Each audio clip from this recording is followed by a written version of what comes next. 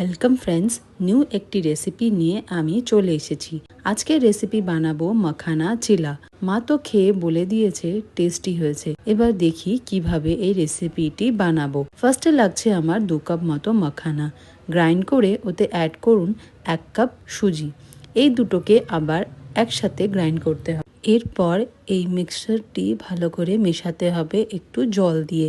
যত ভালো মিক্স হবে তত ভালো আমাদের ব্যাটার পাবো। কিছুক্ষণের জন্য ঢেকে দিন। যখন সুজি আর মাখানা একটু বেড়ে যাবে তখন অ্যাড করুন স্বাদ মতো নুন, হলুদ আর কাশ্মীরি রেড চিলি পাউডার। মিক্সারটিতে একটু তেলও অ্যাড করতে হবে।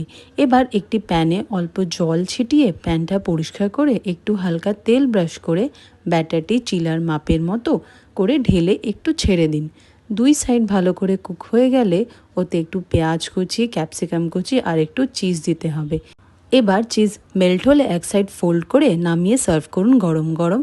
সেরা হয়েছে আমি কি শুধু এটা বললেই হবে, আপনাদেরও তো বাড়িতে বানিয়ে ট্রাই করতে হবে। ঝটপট বানিয়ে ফেলুন আর ছোট্ট করে কমেন্ট সেকশনে জানিয়ে যাবেন কেমন লাগলো ভিডিওটি।